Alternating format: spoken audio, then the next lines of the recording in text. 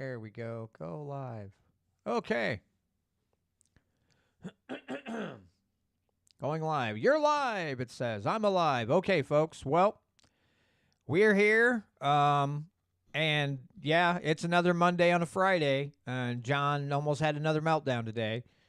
So be aware. If you see a small nuclear, or I should say a mushroom cloud or smoke, that's just me losing my mind. Anyway, let's get the record. Let me get the recording going, and we shall proceed with the madness. And now my voice is breaking, so go team. All right.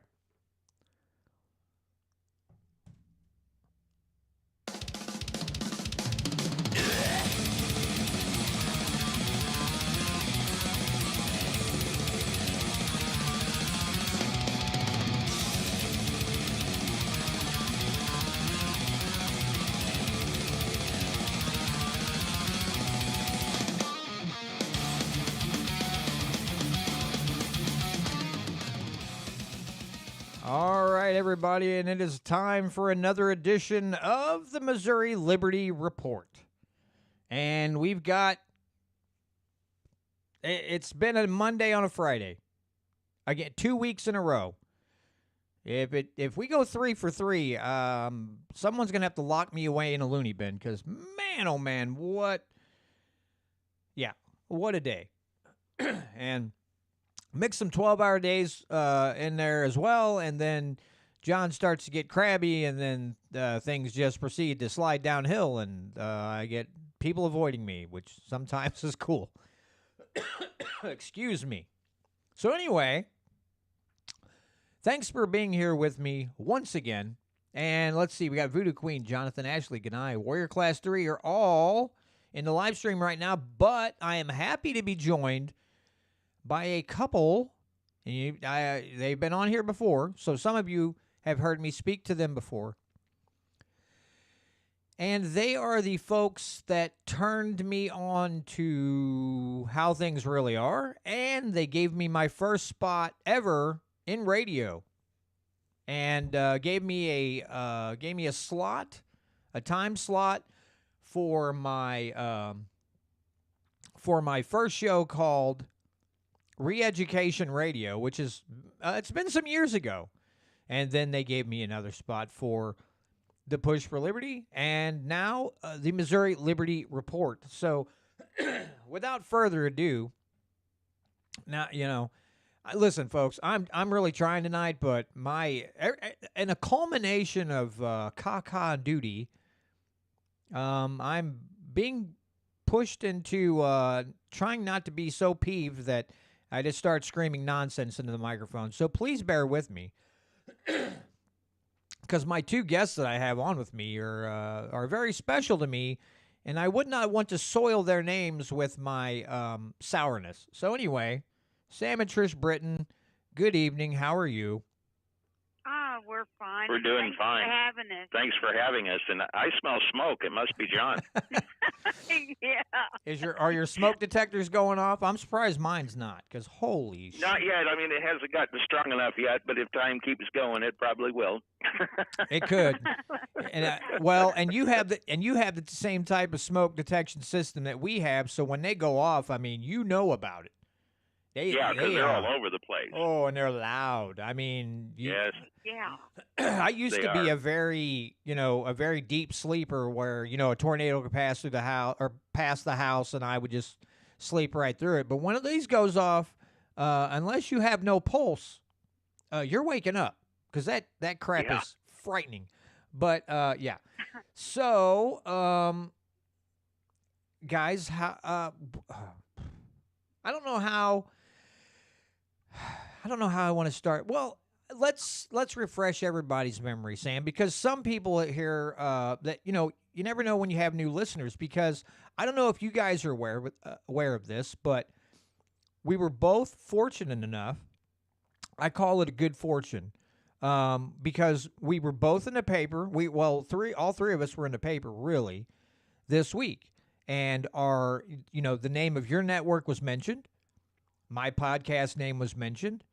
And I think that's a great thing, because that could pull some more listeners our way and maybe a new audience. So for those who maybe are first time tuning in, give us just a little bit of background on yourselves again, and then we'll kick this thing off. But just in case we grab some new listeners here, let's give everybody the as Paul Harvey would say, the rest of the story. Rest of the story. You want me to start, Trish? Yeah. Or what? Yeah.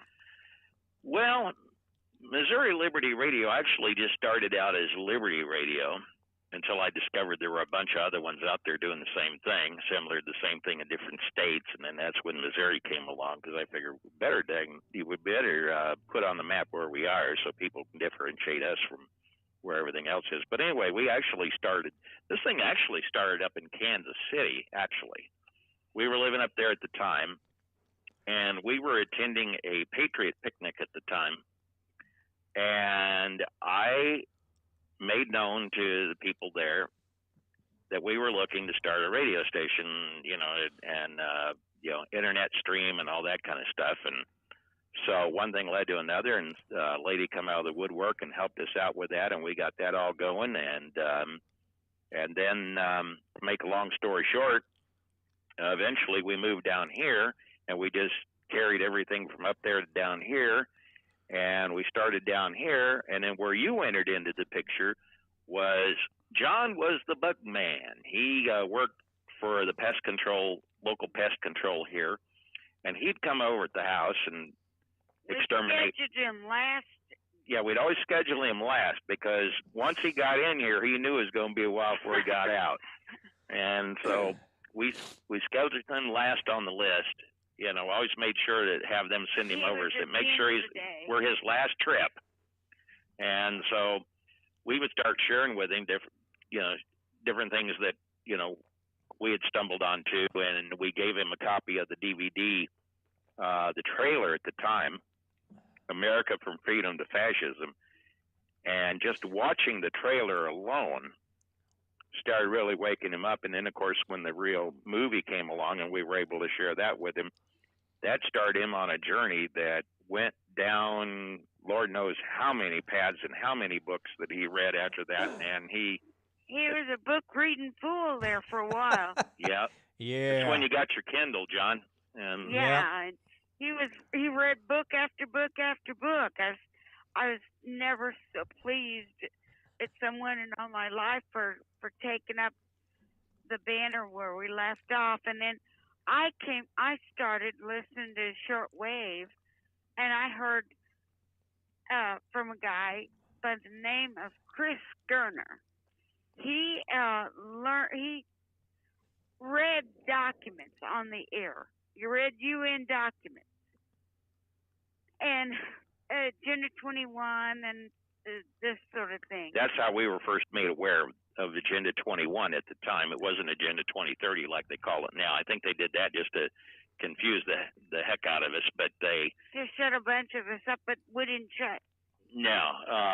But anyway, Trish had been listening to that. She kept telling me, because now we're actually backing up a little bit before we actually started Liberty Radio, let alone Missouri Liberty Radio. But actually what happened there was she had started listening to shortwave. I've been listening to Rush Limbaugh, and she kept telling me, you're not getting everything you need to know off that show. And so one night, we had gotten a computer as a wedding gift, and it was a big bodacious, what was it? 91 megahertz. Yeah, I mean, back then, that was fast compared to what we got now. And that was back when Real Audio was RM files. Yeah, there wasn't even streaming like we have here. It was like everything was all real audio through the Real Audio player, which Real Networks is still around, but they're not doing nearly the stuff that they're doing now. They were doing then, yeah. They were the premier streaming service at the time, and there wasn't any of the video or anything like we have now. And she got me into listening to this guy, Chris Gerner, who at the time was living out of California, eventually moved and moved into Oklahoma and lived out there until he passed away. But anyway, he was reading all these documents, and one thing just led to another, and then Trish started going into all these places online, like the World Bank and all these places, pulling up all this stuff that he was mentioning. And of course, then the World Bank got smart, and they said you had to be credentialed. You had to be credentialed in order to go in there. See, but we still got all that stuff on the drive around here. It's like a 4 gig drive or something like that. Yeah. And 4 gigs worth of research. Yeah, but I mean, she was everywhere. I mean, just going to the World Bank, going to just wherever, you know. And the World Bank, of course, is the bank that all the other banks, like the Federal Reserve and all that, look up to. And now they have a bank in addition to that called the Bank of International Settlements. But back then, this was the World Bank that she was going to. Well, they had both banks, if you will. The Bank of International Settlements was the main thing, and the World Bank was off of them, and then the Federal Reserve and all that stuff was off of them, and it's just an evil chain of evil events. And of course, now since then we got the World Economic Forum, which, by the way, was around back then, but wasn't really nearly as out in the open as it is now. See, a lot of these things. See, back then, if you talked about any of this stuff, you were a conspiracy theorist. And, of course, how many times have we heard that stuff? And that's why I said the other night, John, when we were at that get-together, I said, one thing that has a tendency to happen is these conspiracy theories seem to become fact. So I said, I consider myself a conspiracy factist. And but anyway, that's kind of that all is eventually what led into Liberty Radio, then Missouri Liberty Radio, and we've been doing it ever since. And and like I say, if it seems like a long time, it has been. Yeah, because it goes all the way from 1997 when she was doing the research all the way up to here where we are now. Now we're in 2022, soon to lop over in 2023 in another couple of months, and we're still marching on. Yeah, you know what's funny is when you bring up the Aaron Russo documentary, America Freedom to Fascism, me and my wife were going into work the other day, and we were listening to an episode of Good Morning Liberty, and they had a libertarian candidate on there. I don't remember what state he was out of. I don't know if he's running for Senate or governor or what. I can't remember. But, they asked him, how did you, were you always a libertarian, or, how did you come to this? Same way I did. He found that documentary and watched it, and then it just flipped his whole world over. So it made it. Me and my wife both smiled at that, because that was like, oh, somebody else is the same. That was the way they were brought around to it. I found it interesting that it wasn't just somebody I knew myself or somebody local here, but somebody in another state got brought around the same way. That should tell people how impactful that documentary was, because I shared it with people that I knew, and they were all like, excuse me?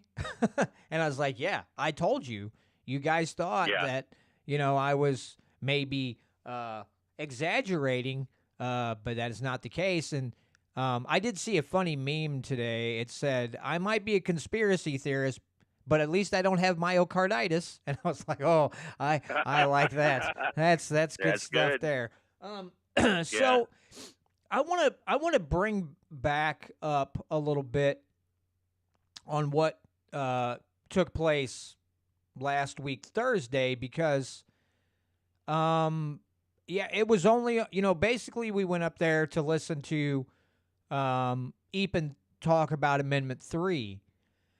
But I don't know about what's that? I got a side note to tell you, John.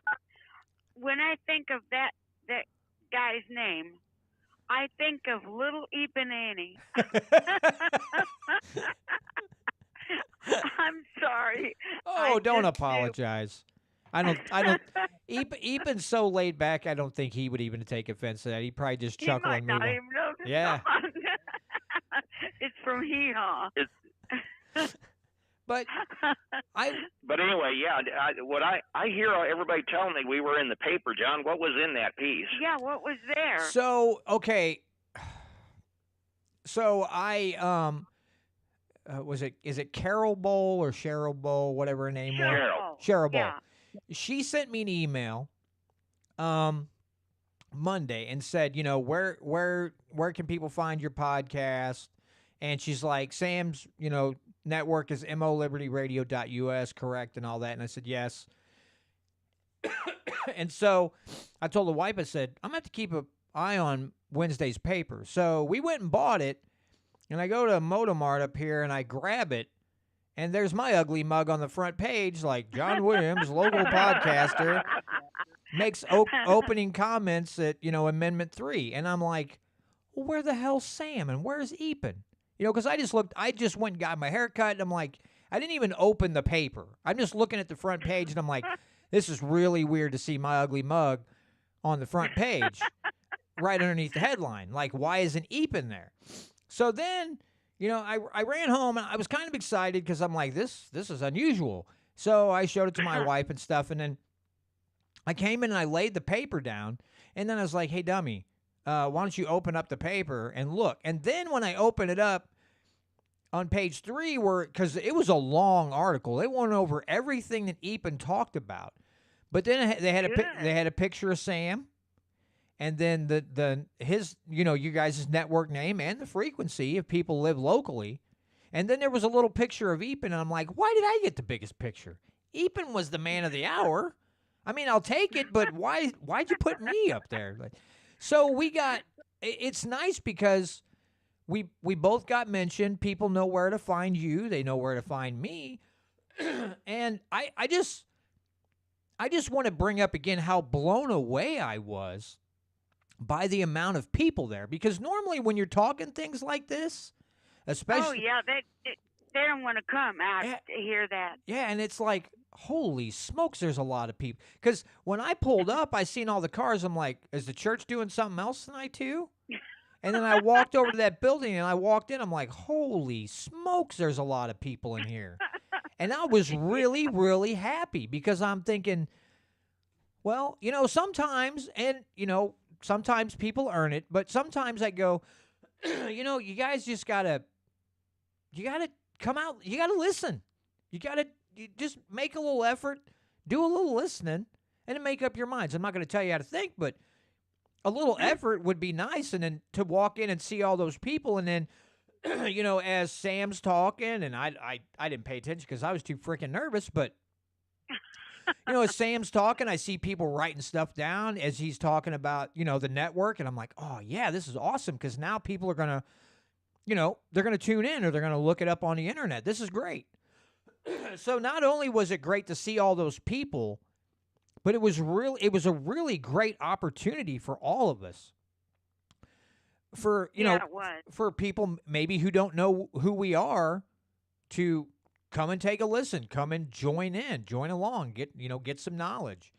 And hopefully they learned a few things, like they didn't find CRT because it wasn't labeled CRT in the amendment. Yeah. It was labeled under a chief equity officer. And that is where CRT resides because he's in charge of getting it out there. Yeah. Yeah, he's the manure spreader, if you will. Yeah, that's exactly right. Yep. And that was the biggest thing because I know Duncan, you know, who's one of our other listeners that attended over there. He said I didn't. He said I couldn't find it anywhere. I said you're not gonna find it with the way they put it. Yeah, no, you won't. It's there's a reason they don't put that. They know how touchy that subject is. Yeah. So it's gonna be, and again, that's on, like, what did he say, page 26? I think he said is where that chief equity officer thing is. 26 pages in. So, hello. Clearly, they're not going to put that up front. They're going to put that in the back because they don't expect you to read to page 26. You know? Yeah. It's like a lot of things. You get into these, you know, it doesn't matter if it's a bill or an amendment.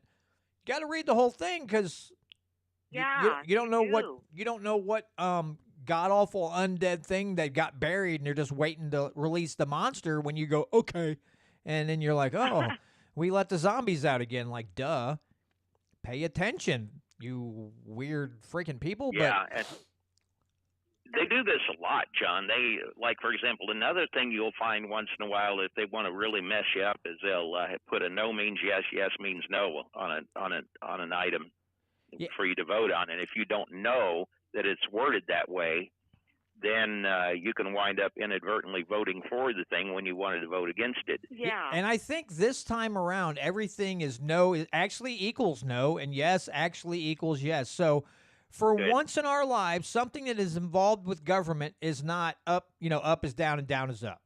It's like yes is yes and no is no. Yeah, that's good. Yeah, that was one heck of an event.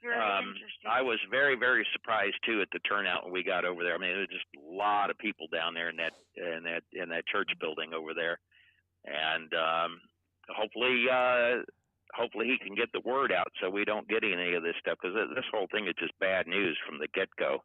Yeah. Well, and it's like John Grady stood up and said, and it's a way that I never really thought about it in that way. I didn't like the fact that the a Constitution was being amended, and the constitutional limits on possession. Constitutional limits on how much you can possess. I didn't like that part. But when he worded it the way he did, where it said, hey, the Constitution is there to limit the government, not the people. Now, that never registered fully in my mind. So I'm glad that he said that the way he did. Because I was like, hey, he's freaking right. Why didn't I think of that? Because I'm over here simple-minded Simon, and I didn't even think of that way. But, he laid it out, and I'm like, yeah, that's another good way of putting it.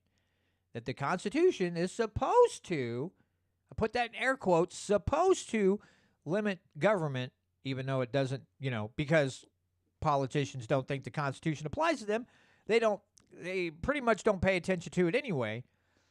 Yeah. But it is not to limit what the people can do. It's supposed to limit the size and scope and everything of said state government. But expecting all those some of those stinky people up there to actually look at the Constitution, I guess is I don't know. Is that a little naive of me to think that they would actually read something important for a change instead of how much is in their lobbyist checkbook? I don't know. Or how much revenue they're. This is an opportunity to point one thing out that's very interesting. There's a lot of people, when it comes talking about the federal Constitution, particularly, you got some people out there that are for the Constitution, some that are against the Constitution. And the Constitution, the federal one, does have its problems, one of them being the 16th Amendment and the 17th Amendment. 16th Amendment, though not properly ratified, is what gave us the income tax. What actually really got this ball rolling was the 13th Amendment, which that's where your Federal Reserve comes in, with the establishment of the Federal Reserve Bank. 16th Amendment was how they rammed the income tax down our throats. 17th Amendment was how they turned things around in such a way so that, originally the states were the ones that elected the senators, and then the people elected the congressmen. Well, with the 17th Amendment, that changed everything. So now the states, since they don't really have a dog in this hunt anymore, now the states are basically lapdogs for the feds. And what's interesting about this is, and this goes back to Aaron Russo's documentary we were talking about a while ago, America, Freedom to Fascism, and that is that that tax really kicked off in earnest. It was always out there, but they really pushed it into high gear during World War II. And what they actually did was they pushed it under the guise that if you just let us do this during the war, when the war is over, we'll get rid of it. Well, how well that worked, kids, kiddies, guys, and gals? Not very well. Not very well. It's still there. And so now we have that, and as we're stuck with it, and now a whole cottage industry has grown up around it. You got H&R Block, and all these other taxing agencies out there that make money off of this. And so now it's so firmly entrenched, I don't know if we'll ever get rid of it. But in the original concept of the income tax, the way it was originally supposed to be when it was originally, and this is another area where we were promised and, got hosed on this, and that is that only federal employees were to pay it originally. And so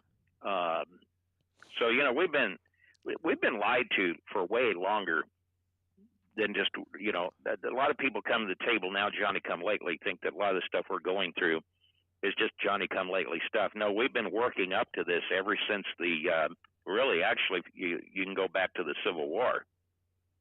And whatever you were taught about the Civil War in school, something you should discard, because the slavery was on its way out before that war was had. That war was actually had to consolidate power in the hands of the federal government as opposed to the states. Because prior to the Civil War, nobody ever really, other than the post office, nobody ever really had any direct interface with the federal government. It was all, it was all local and state, and the only interface you had with the federal government at all was your postman.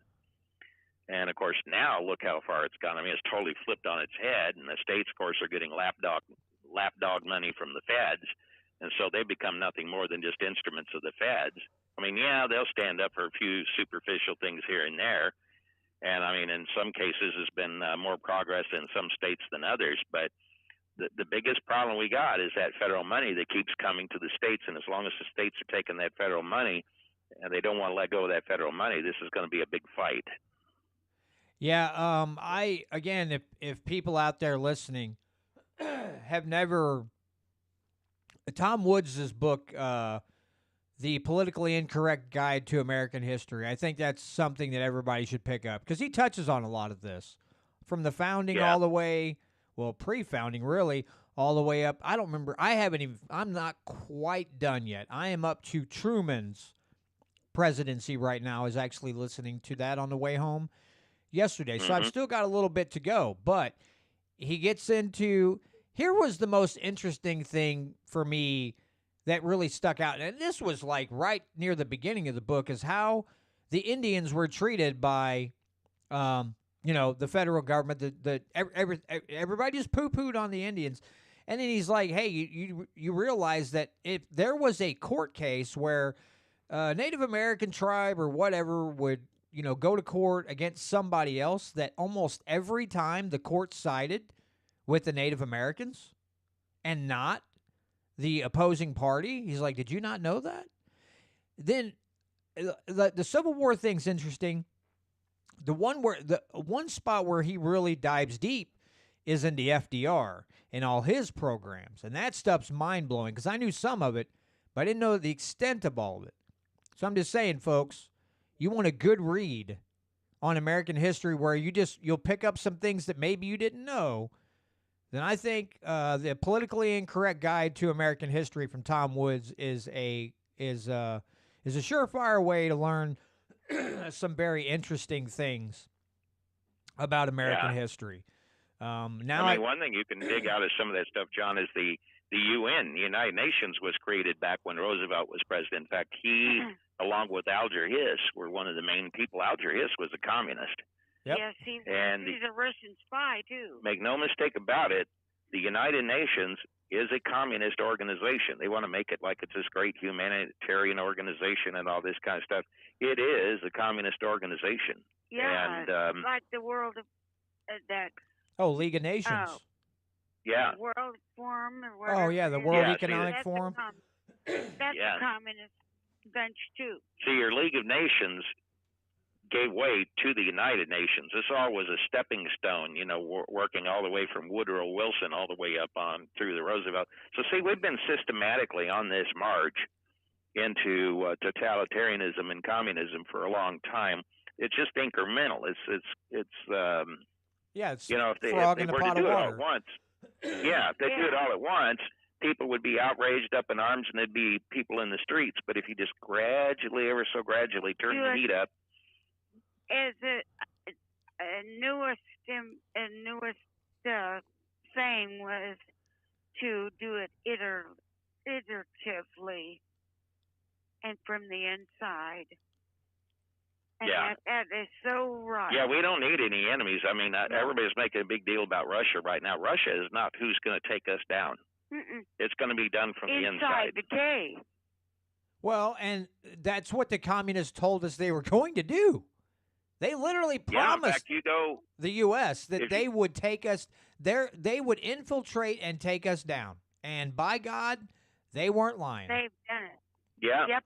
In fact, if you go back and look, might have to do some searching for it, but the premier of the Soviet Union, which is what Russia was back in the early 60s, made two statements that proved that he knew Something we didn't. knew things about us that even we didn't know ourselves or weren't certainly paying attention to. And that was one statement that he made was that that we would be taken down without any shot ever being fired. That was one thing. And the other statement that he made was that American businessmen would provide the rope they with need which to hang themselves. Yep. And this is what you got with the corporations right now. All this Oh, the woke stuff with the ESG, corporations. yeah, all that horse manure, yeah, the Yeah. ESG and the woke. CRT and Yeah. all that stuff. Yeah. Why? And these words came from the mouth of Nikita Khrushchev, who Yep. was the premier of the Soviet Union I back couldn't in think the of his name. yeah. He was the one that mentioned that stuff, and he was absolutely right. Yeah, because it already was underway, and he was just probably rubbing his little grimy hands together at the prospects because he knew. Yeah, it's I don't know. It's funny because I was talking to a guy at work the other day. We were just talking about all kinds of things. He's like, dude. He's like, there's people out there doing good things. He said, but it's really hard to find. I said, everything's negative. And he's like, there's people out there doing great things. And I said, yeah. I said, but you know, I don't remember if it was a Tom Woods podcast or somebody else. Another podcast, but the guy's like, listen. He goes, yeah, there's a lot of good news stories out there that the media could cover. He's like, but you know why they don't? He's like, because people tune in to the bad news all the time. They tune into it constantly, and they don't ask for good news. Right, here's another problem. Because I actually went down this road one time. I was actually looking for websites that reported just good news. And I found one. And I was going to actually use stuff from it on my broadcast until I started digging in and finding that most of it was all these fluffy stories about people finding and rescuing cats and and dogs and stuff like that, and then people out there, getting involved in politically correct projects. And I said, that's not what I'm looking for. Well, now it's different when you sometimes I'll find a good news story. I mean, like Good Samaritan, who will rescue people from a house fire or something like that. Usually it'll be stories about a Good Samaritan, somebody who'll be out there who will, spot something going on like a car wreck, and they'll intervene in a car accident or a house fire or something like that. But the reason that it's so hard to find, and this is why what's going on here in Missouri is so important, because there's more things happening good here in the state of Missouri, even despite what we're dealing with Amendment 3. I mean, while we need to hope that doesn't materialize, there are a lot of good things still going on in this state. And then, look at the stuff going on down in Florida with DeSantis. Now, obviously, I think there's always more that could be done. You've got, for example, he leading the way. He was coming out leading the way against the vaccine manufacturers with the, stating there will be no mandates after the CDC did the scheduling of shots for infants, but the one statement that he made, which signaled to me that there was a problem here, was when he said that, well, if you want to go get it, there's nothing stopping you from getting it. And I'm thinking, now, wait a minute, something wrong with this picture. If it were any other thing, you guys would be out there just banning it from the market right and left, and that goes for both Republicans and Democrats, but somehow you're going to make an exception for this. You're just going to leave this thing out there so people can at least voluntarily go kill themselves if they like to. And I'm just simply saying, be consistent. You're either going to back out of the way and let's just have a free-for-all and we be on our own and watch out for bad products out there, Or if you're going to ban products off the market that are bad, then you need to ban this too. But see, the problem with government, of course, what makes it even worse, and now this, what I'm about to say is not blaming DeSantis in this case, but on the federal level, we had the shots which were allowed, but we had ivermectin, which is absolutely harmless. I know Trish and I took it as a precaution last year, just in case, during the the winter and stuff, and and when all this people were coming down so sick with stuff, and it's harmless.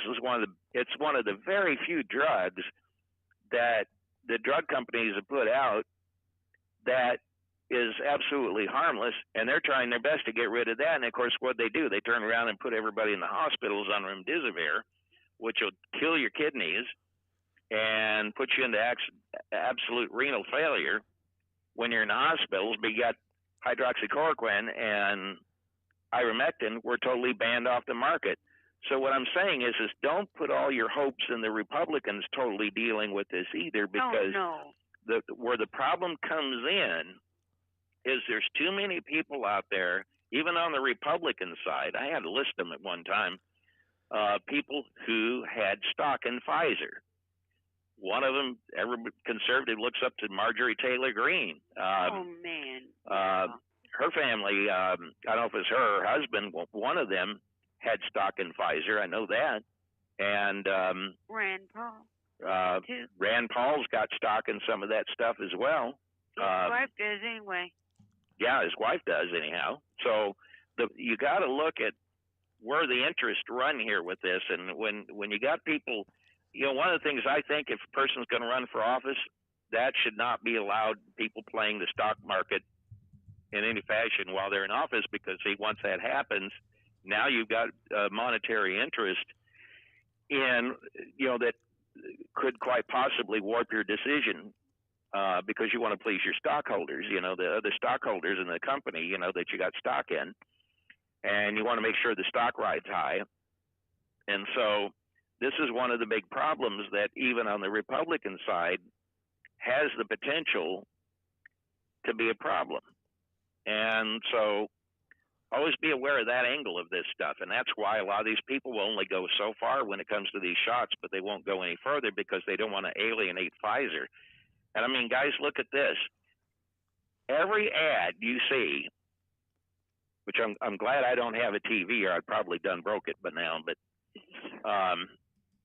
how many times do you see brought to you by Pfizer, brought to you by Pfizer, everything's Pfizer, Pfizer, Pfizer, Pfizer, Pfizer, Pfizer.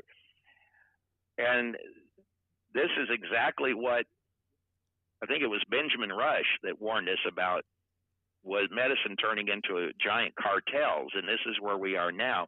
Pfizer is so huge that people are absolutely scared to death of it. They have become a mafia within themselves, and they just keep growing and growing and growing, and they can seem to get away with anything. They just can seem to keep putting product out on the market. Everybody looks the other way. They insulate themselves from liability, and by the way, this is another thing, too, with the shots that the CDC is authorized for infants. People need to be aware of that. If you do take your child to get one of these shots, it's under emergency authorization, and that's how they are insulated from liability. Yeah, and I want to finish my thought here, because I told him, I was like, listen, if you want good news and you want a spot to get good news, I said, you or somebody like you is going to have to create a website or an app where you literally can open up an app on your phone or go to a site on your computer where you have good things that are being done. I said, because if you don't create it, good luck, because that's not what people want. Most people just get on there, and I don't know why, because I can't stand to watch the news either.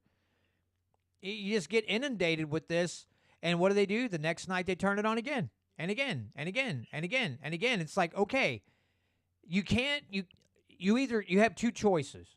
You either shut it off, or you might just be quiet about it, or go out there, because you still kind of have the ability right now, and create something better. Now, I know you can't start up the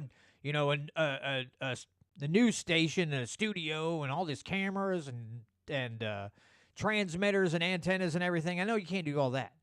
Maybe not.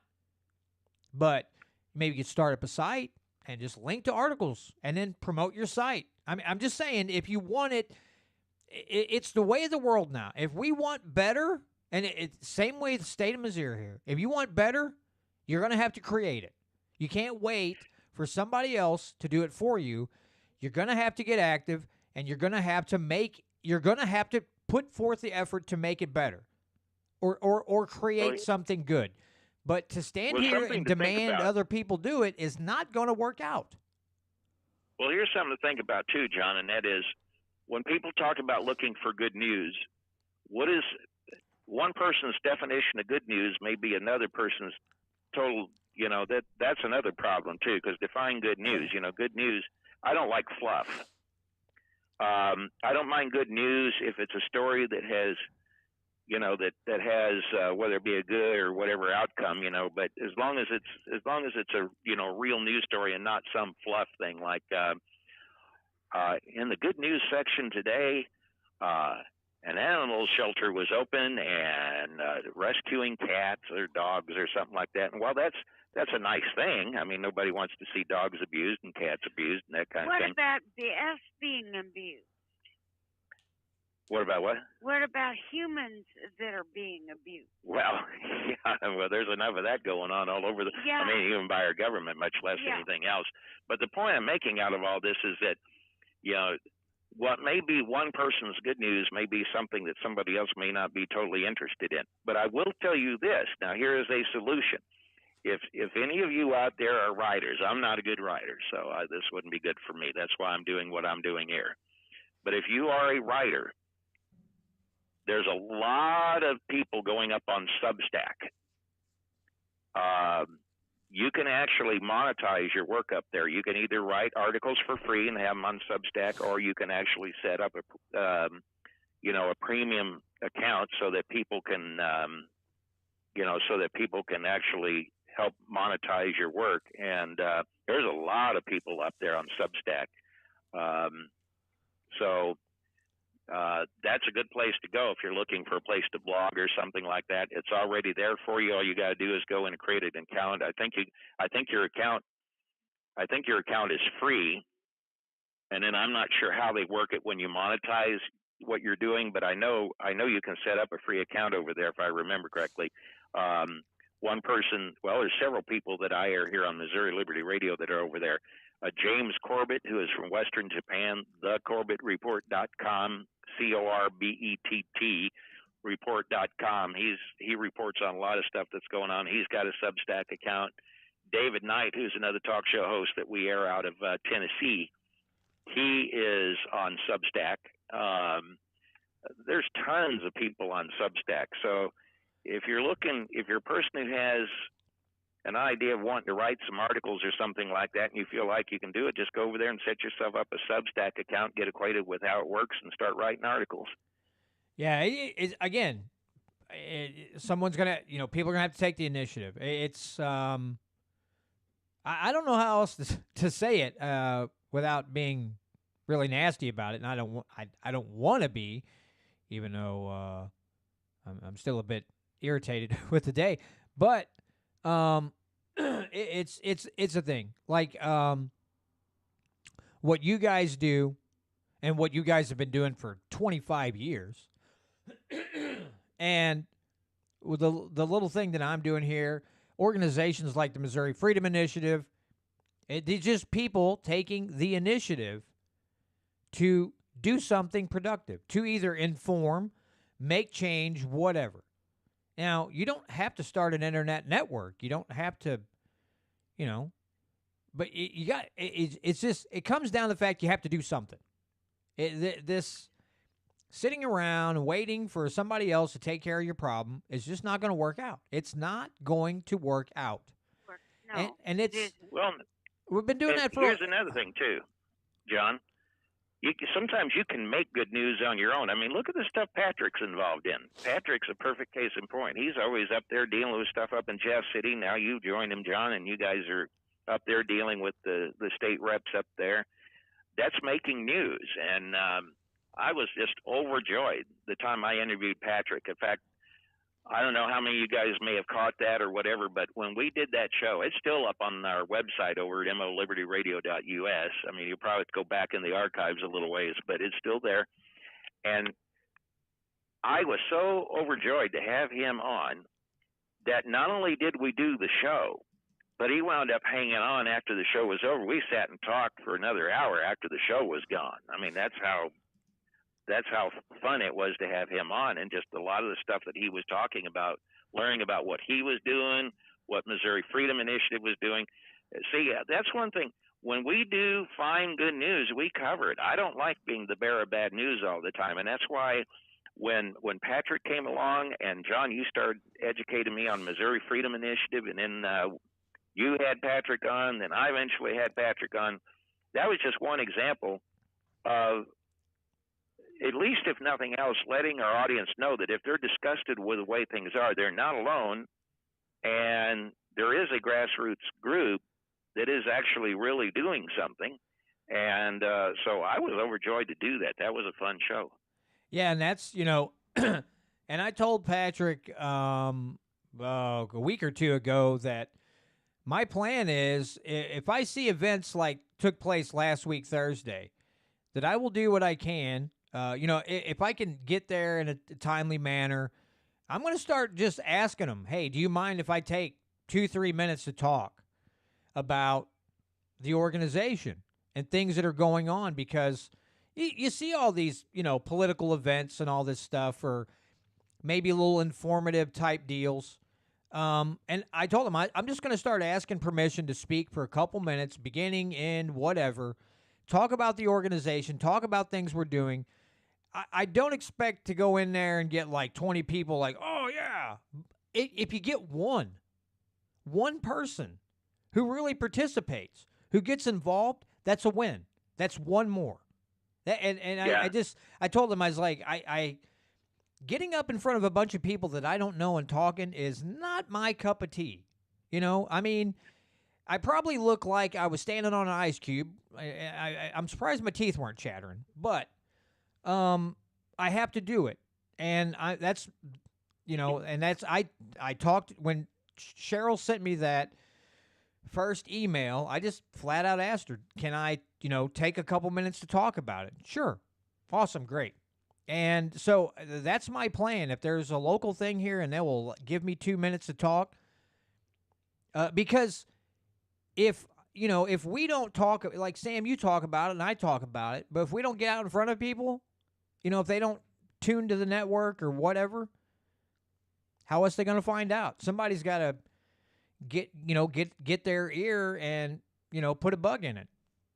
It's the only thing I know to do. It's just, I like what I see.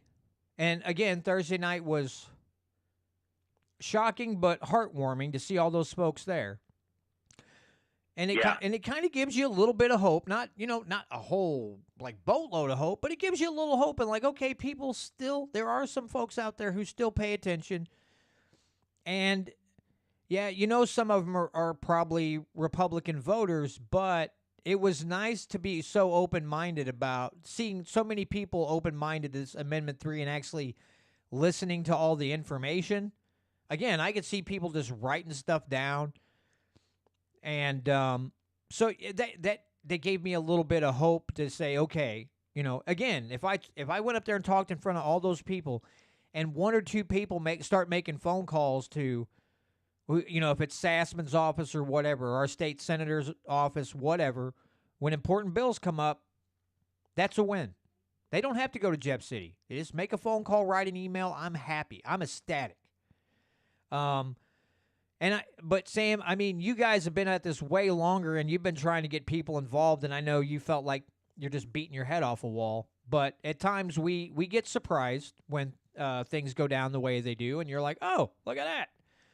Look at that. People. Well, I'm going to talk to Cheryl Bowl because she did a good job of organizing that. I'm going to find out her secret because I've been trying to organize monthly meetings over here because I've been thinking that a core group of us should at least get together once a month. It's high time we start working together as much of us as we can that we can get to. I mean, this town's full of everything from people that, that want to try to do good things to people who are just, irresponsible as all get. I mean, it's a cross section of. I mean, this town, for no bigger than it is, I mean, has a lot of good people, but it has a lot of strange people too. But here's my point. My point is, one of the things I've been trying to get across to people also is, while we have to work to do what we can in the state, we also have to work in our local areas. Like, for example, one of the things I've been trying to work on and get people to start thinking about is backdoor economies, because we got several things coming down the pike that I think once they hit, hopefully there'll be enough outrage once people understand what they are, and they won't last long. One of them is the digital currencies that they want to try to implement, which once you're in that, you're in the control grid. You decide you're going to do something, and they decide that you're not, and all they have to do is just cut off your funds so you can't do it. That's the ultimate thing in control. The other thing that just came to my attention, and I blew it off until Eric Peters was on. We air a show just before between 3 and 6 p.m. A gal out of St. George, Utah, by the name of Kate Daly, and Kate had Eric Peters on, and she had him on because she wanted to get more information from him.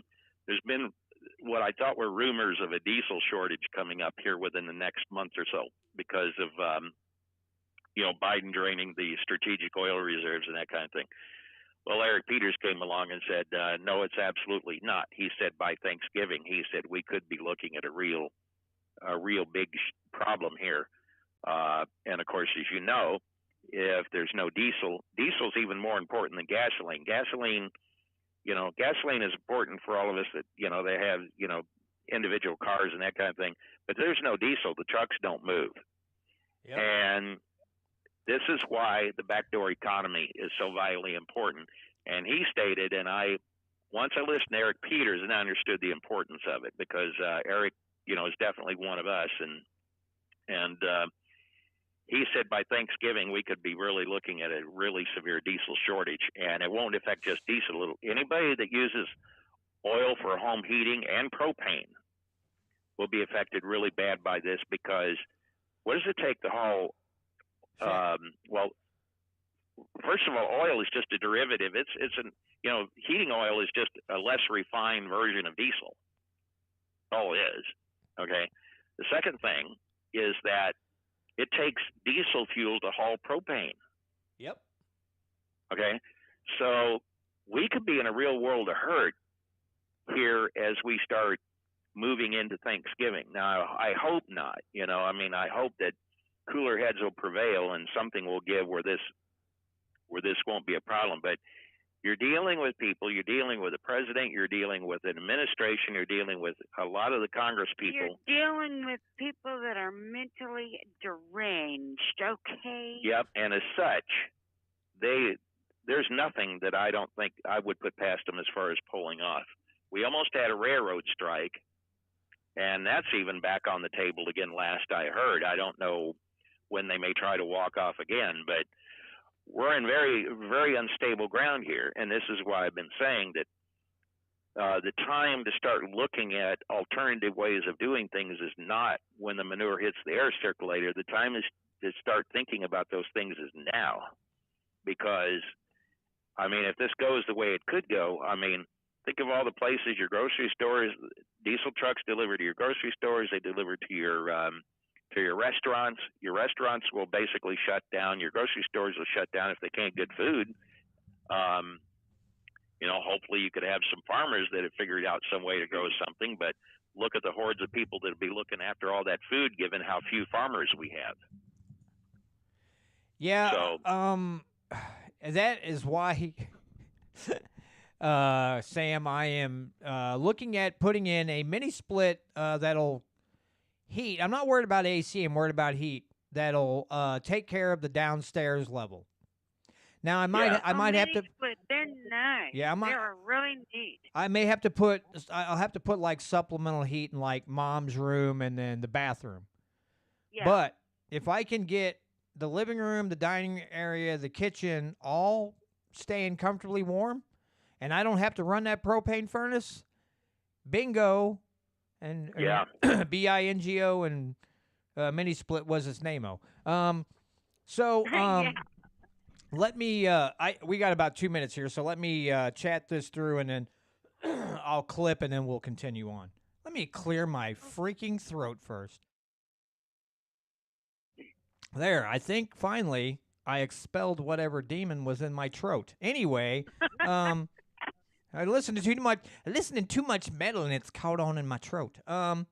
So to you fine folks out there in KEYK land, I want to thank you for joining me each week, and I would like to urge any of you out there that listen on KEYK to check out MOLibertyRadio.us. And also, actually, especially on Sunday nights, from 7 to 9 p.m. Central Time, Sam and Trish Britton, Off the Cuff Radio. Also, might I suggest you checking out mofree.org. That's mofree.org, which is the Missouri Freedom Initiative's website. Also, you can look them up on YouTube, soon to be moving to Odyssey here in about a little over a week. Actually, yeah, a little over a week they will be moving to Odyssey. So look for them there as well, odyssee.com. But I want you all there, out there in KEYK land, to check out these two groups or, networks, websites, whatever. Because, hey, we'd like more listeners and more participation on this side. We all live in the state of Missouri. We all want to be more free. We all want to keep more of our money. So let's work together. Let's communicate. Let's try to make Missouri the freest state in the country. But to all of you out there, thanks again for tuning in this week, and we'll be back next week with Patrick. Moving on. Hey, and then, hey, guys, Jeff Barnett has joined in. I haven't seen Jeff on the live stream in a long time. And Catherine's in here. Patrick's in here. Hello to everybody. Hi. Yeah, so we got all kinds of people's coming in. Sam, let's go back. I don't know if we talked about this before, but let's harken back to when you were a city alderman and the Lang gang came in and wanted to institute or tried to. Oh yeah. So why don't you? Yes, because in the 21 group. they right, were talking about Well, local issues. Let's get into this. Here's what happened. Here's how the whole thing went. There was a proposal to update the zoning books here in Owensville, and right away red flags started popping up because I'm not a big fan of planning and zoning. I think they're freedom robbing. The most Well, they are, freedom 'cause, I robbing mean, that's- organization. If you're going to have planning and zoning, at least for crying out loud, before somebody decides to come into a town and buy a piece of land, they should be notified of all of those regulations so that they would have an idea of what they're buying into. A lot of times people buy into something and then all of a sudden they find out what the regulations are. Now, I will say that things are certainly better than they were, for example, when Trish and I first moved here. Okay, it's at least it's a lot better than it was. However, backing up to this deal with the Lang gang. Now, one of the ladies that works up there at City Hall contacted this guy, Dan Lang, who ran this outfit, and I can't remember what town he's out of, but he's here in the state of Missouri. It's Waynesville. Was it Winsville? He built Kirkwood. He built Waynesville according to these plans. Yeah. Now what happened was they were going to be hired to update the planning and zoning books. Well, so they brought him in, and he's explaining all of his spiel and all this kind of stuff, and I stopped him, and I said, what I hear you promoting is the United Nations Agenda 21, because I could smell it all through his speech. And finally, I just had enough, and I I spoke up and mentioned it. It got quiet for about 2 minutes. Nobody said a word. And all of a sudden he goes, well, it's not my, he said, it's not the UN Agenda 21, it's my Agenda 21. And I said, well, I don't give a damn what it is. I said, it's still Agenda 21. But here's the thing that really got me toward the end of his speech. He asked this question. He said, does Owensville have a water district? And I said, well, no. And by the way, for those who don't know what a water district is, I assume most of you probably do here, but I'll explain it anyway. Water district is where you have a head town that runs pipelines out from that town out into the rural areas and serves water way out in the rural areas. Kansas City, for example, does that. I think they send water all the way up as far north as some of their towns like Smithville and some of those places, way out from the city limits. And so the water district is where you have your main core city, and then you have your outlying areas that get water off of that city, thus, eliminating the private wells. And so anyway, he says, when we informed that Owensville did not have a water district, he says, shame on you for not having a water district. He said, when people brush their teeth and wash their face, they need water. He said, when people flush the toilet, they need water. He said, what a better way to control and put the county under your regulations than by providing the water to them under those stipulations.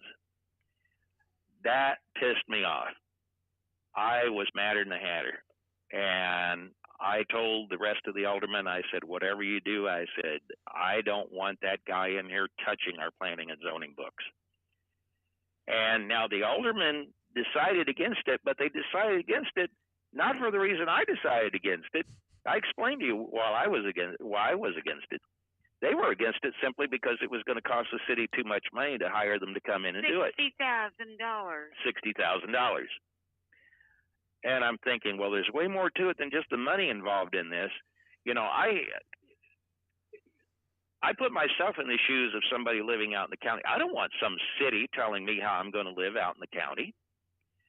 And but this guy was promoting that idea. Now, keep in mind, this is the same guy who helped do the planning and zoning for Kirkwood. Now, some of you remember several years ago, do you remember the deal that happened up there at the city hall where some guy came in and basically, came in and killed the mayor, and I don't know how many other aldermen he killed or whatever, but there was a shooting up there. And this guy, the guy who did it, the name escapes me because this is a news story that happened years ago, but the one thing I do remember about him was he ran an asphalt company there. And apparently he had been working there just fine, running this company and no problem. And of course, after they came in and updated all the planning and zoning, that's when all the harassment began. And I guess they were doing everything, just about to run him out of business. So finally he just had enough and he snapped. And I'm not in. Freedom is just another word for nothing left to lose. Yeah. That's the way he looked at it. I mean, I'm not endorsing killing anybody, but I'm just saying the guy snapped, and that's what happened. When you back somebody against the wall and they feel like they have nothing left to lose, don't be surprised if once in a while somebody's going to jump off their rocker and do something, and that's what happened with this deal in Kirkwood. Dan Lang, with this Lang Gang bunch, was the one that helped update the planning and zoning books for Kirkwood before all this all went down. So that's his history. Yeah, so that's a little history on that whole thing. But you got to watch in your city councils, you got to watch who you allow in those meetings, because this is how a lot of these groups backing Agenda 21, United Nations agendas, and all these things. Yeah, they're facilitators. Yep, they come in and they have a very clever strategy where they work you so that they make you think you came up with the ideas that they actually had all along. So that was Cookie Thornton, right? That's what somebody in the live stream saying. Cookie Thornton was the guy's name that did that. Well, Dan Lang was the guy who did. No, I'm talking about the guy that guy. did. Oh, the guy. Yeah, that was the guy's name. Yeah, come to think of it. Yeah, he was the one that went over there and Yeah, shot up the place. Took out. Cause, Yeah. and then Jeff says the guy that built the bulldozer and armor plated it and drove through buildings in his town because they were screwing with him so bad. Killdozer. Yeah. Yep. Yeah. Yep. I mean, And people want to point the blame, and again, I don't want anybody going up and shooting up a place because they're irritated with their city alderman or whatever. I don't want to see that. I don't really want to see businesses being knocked down with a bulldozer, a bulletproof bulldozer. But here's the issue. Not enough people ask what drove that man to do that. That gets right. except for a few people in the media who are investigative journalists go, what led to this? Why did this guy go to this extreme? And to make his last statement. It's like, do you think people just walk around all day and go, I think I'll get me a bulldozer. I think I'll weld metal plates all over it, and I'll just start running through buildings for absolutely no reason. No, most people, almost no one does that. There are reasons behind the madness a lot of times, and those are extreme examples. But how many times you see people go, I mean, look what happened after COVID, and parents had more time to see what was going on with their schools, and they look what's happening at these, the school district meetings, school board meetings, city hall, meetings at city hall between the with city aldermen, and we see more and more people going up there and shaking their fists and saying, did put down the Biden crack pipe and settle down a bit. And but the news might say, well, this man was angry about this. But it's like, okay, how much buildup was there before someone walked into that building and said, these said people sitting at the front of the room are now going to get not just a little slice of my mind, half of the pie of my mind. Not one piece, several pieces of my mind. And in 2 or 3 minutes, I am going to cram as much in their face in 2 to 3 minutes as I possibly can. And it's like, okay, so they say, well, this man was angry about this issue. Okay, what about all the issues before that built to this final piece that finally pushed these people to the edge? That's the thing. There's this, like we talked about earlier, there's a slow buildup. Now, some people don't catch on till right towards the end, and they finally go, whoa. But there are some of us who have been looking at this for a long time thinking, are there other people going to get angry about this too? And now that's culminated, and we're seeing more of that. We see more people, homeschooling their kids. So, again, as bad as things are with COVID and all this other nonsense, there are some silver linings because more people pulled their kids out of school. More people got involved in their local government or state government, ran for office because they're like, yeah, that's not happening again. So even at the worst of times, it brings out this instinct in people to say, okay, maybe I'm not the brightest light bulb in the box, but I do know that my government is not supposed to be doing A, B, and C. And so I'm going to run for office, and if I get in there, we're going to correct some things.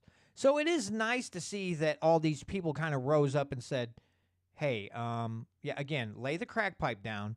Let's settle this once and for all. Well, here's something else I want to throw out here, too, because the one thing I want to mention, too, the thing that you got to understand, when you live in a city, it is to a certain extent a give and take because you kind of live almost kind of on top of each other. But most of us don't want to do anything super outlandish. We just want to be left alone. Now, in rare cases, I mean, we had a case here a while back at one of the meetings, which a guy came over and there was a little bit of problem with him because he had just absolute hordes of junk on his property, including weed eaters hanging out of trees and all kinds of weird stuff. And now that's a little extreme. And when you get too much stuff when you get too much stuff where you're just collecting junk and garbage and everything else, then you're setting up a haven for rats and everything else. Where I have a problem, it's one thing when you want to have a basic code of cleanliness in a community. That's one thing. I mean, I live as a person who I don't junk up my property. We try to keep our house, looking fairly decent. I mean, we do work on it when it needs to be done, that kind of thing, and we don't have junk laying around on the property. But where I have a problem is when it starts getting into the extremes where cities will come after you. If they catch you on a ladder, some of these cities, if they catch you on a ladder driving one nail in your house, doing some sort of work on your house without a permit, and I'm saying, now, wait a minute, whose house is this really? Either I'm buying it, or if you want me to have to go get permits for everything, then why don't you just buy me out? I will rent it from you. I will rent it from a city government, and then you can permit me to death then at that point, because it's your property at that point. It ain't mine. Now, that I understand when you live in a community, it's a give and take. My preference would be, if at all possible, keep your garbage out of the city hall and try to work with your neighbors to the best of your ability. Sometimes it's not always possible. You get a neighbor that's a screwball or something like that, but try. I'll give you another little story that happened at our city council here one time. This is back when I was alderman.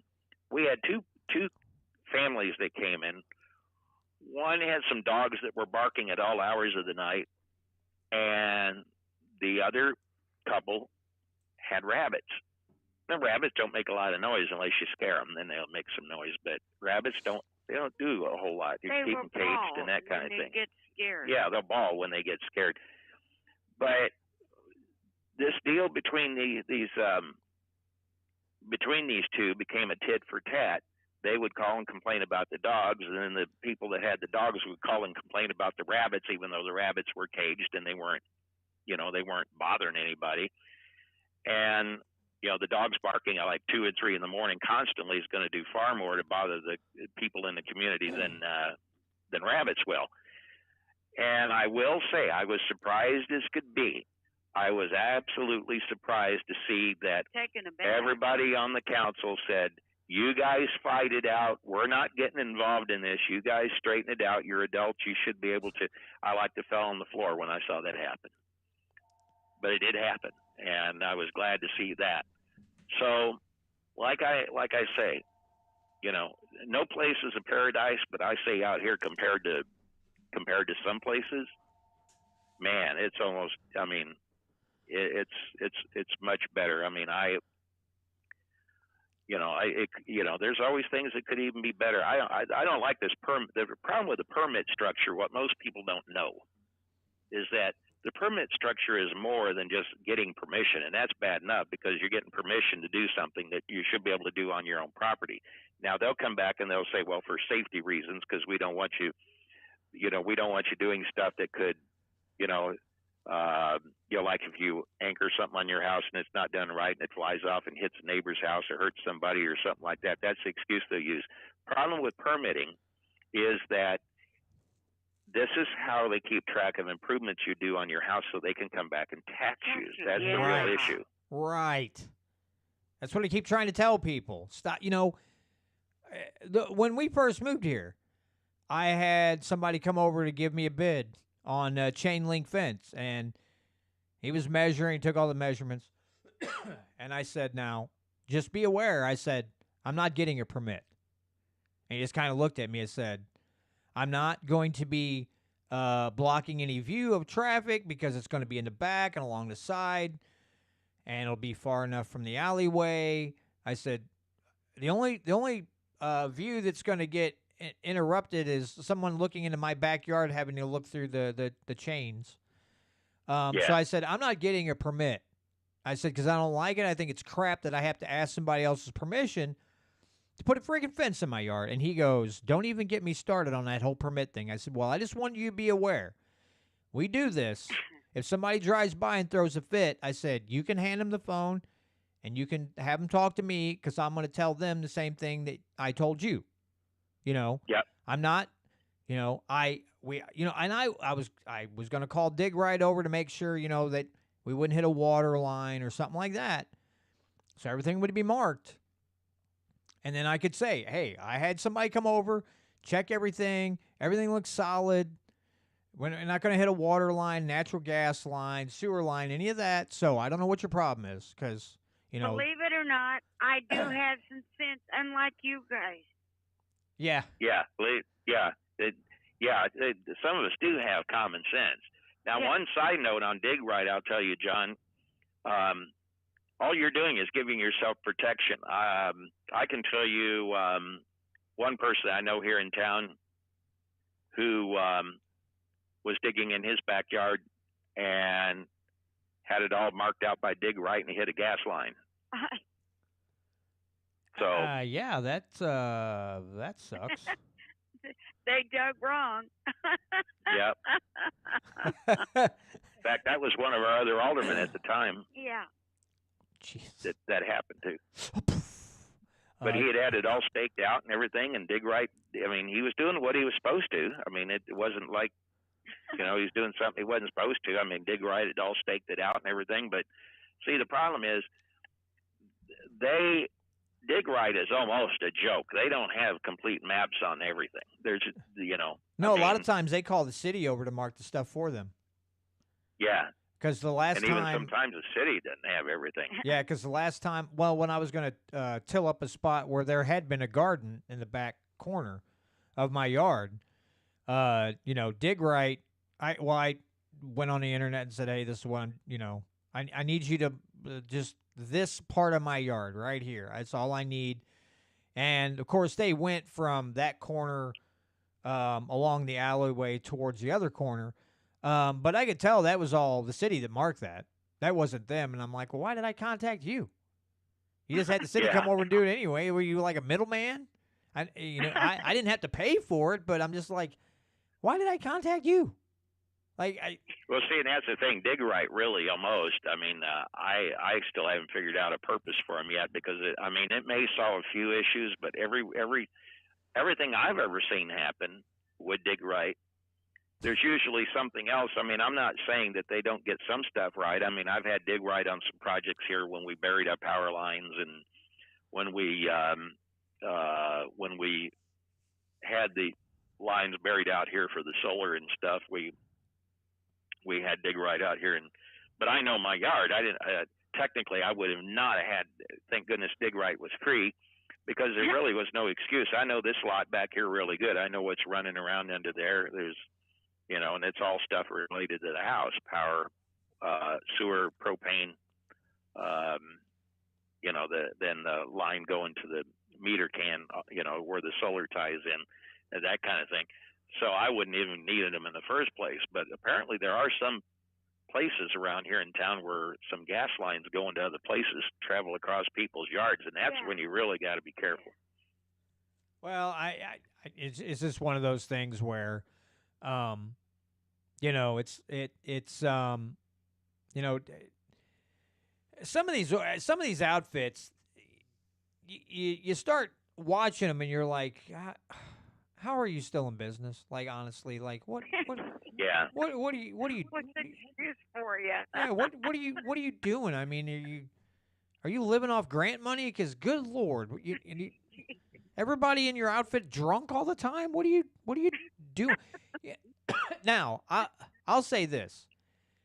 I one of these days I'm going to borrow somebody's metal detector, and I want to run it through my yard, because the first time I tilled up a garden spot back there, I used the guy that owned the pest control company that I work for. He brought his tractor and tiller attachment over, and he's going through there, and all of a sudden his tiller kind of hung up, and he lifted it up, and there's a piece of, like, I don't know, it's like not a thick wall metal pipe, but a metal pipe hung up in his tines, and I'm like, are you like, what the hell is that doing out here? So it's hard to say what kind of buried, quote-unquote, treasures I'd find in my yard. I could find what I think would be a ring, and I'd dig it up, and it'd probably be a human finger, and I'd be like, all right, we're moving now. Peace out, Girl Scout. I'd be like that. Yeah. I saw a video the other day. This guy was like, yeah, my friends just moved into this apartment, and they lived there for 1 day. And the guy's like, 1 day? And he's like, why? So this girl's doing some goofy video, and her friend, I don't know if it was her roommate or a friend, was holding up the phone, like videoing it. And this like full-bodied, like specter-looking thing walks across the doorway, and you just catch it. And they moved out the next day. I guess they watched the video because they're like, there's only 2 of us here. They seen that whatever that was go across the doorway, and he goes, the next day they packed everything they had and said, we're finding a new place. Poof. Out we go.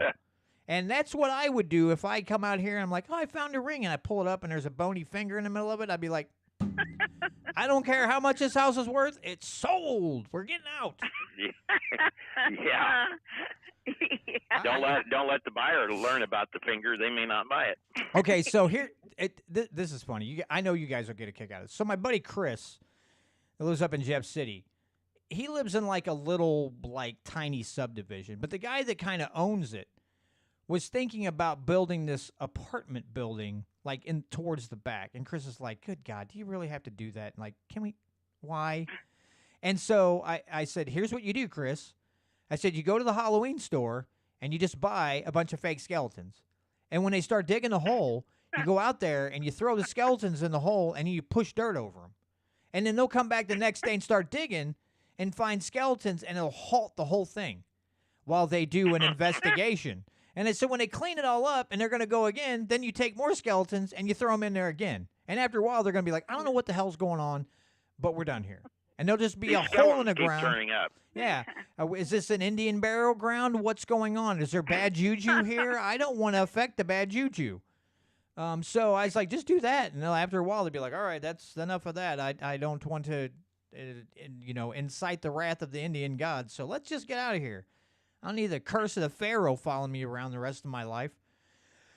So, yeah, I should really stop giving out advice sometimes because it's well, okay. So I got to tell you this story too. Speaking, there's a gal that I work with, and so I have this like kind of a koi pond thing in her yard, and they have a net over it to keep like a lot of big debris and stuff falling in the water.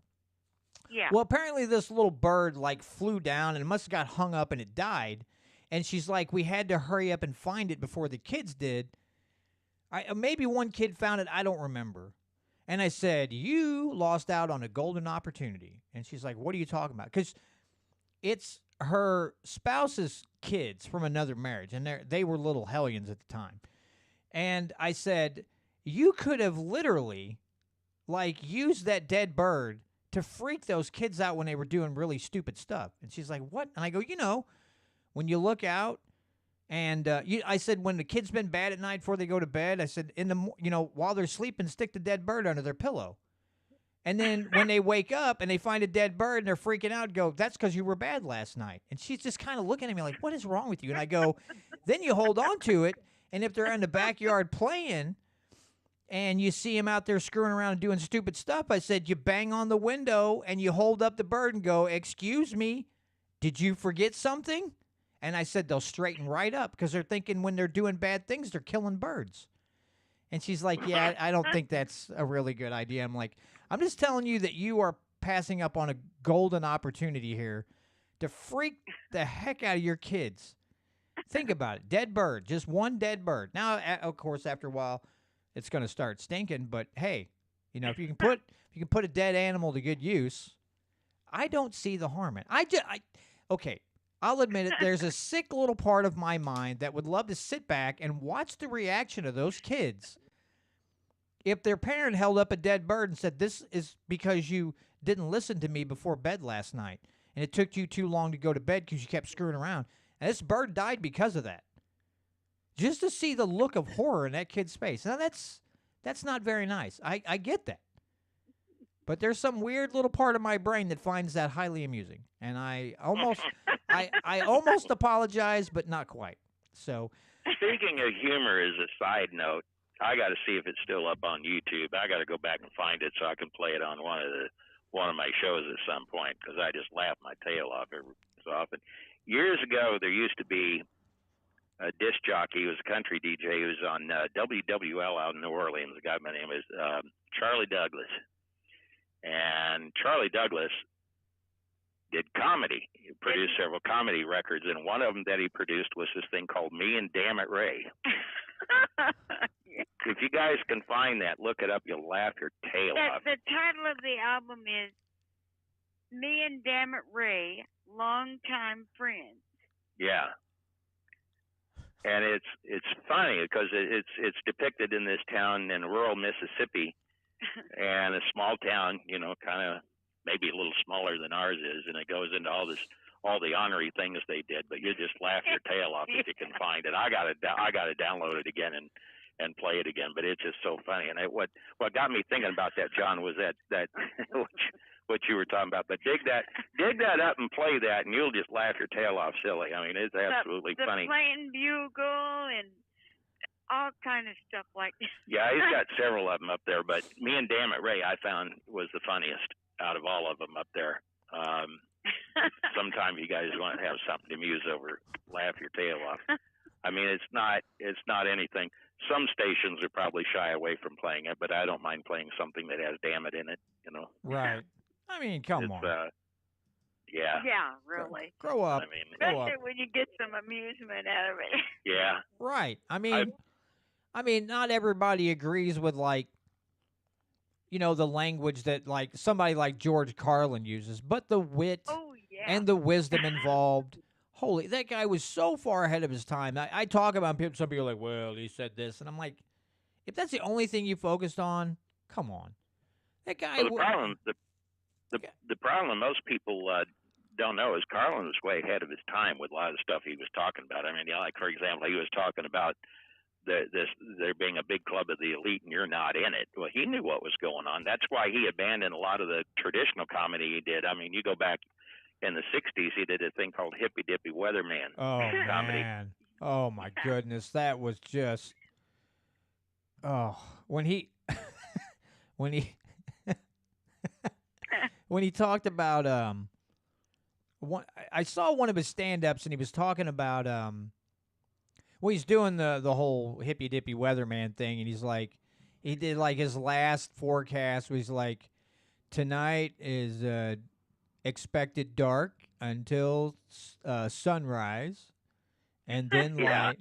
And he's like, and the weather will continue to change on and off for a long time, man.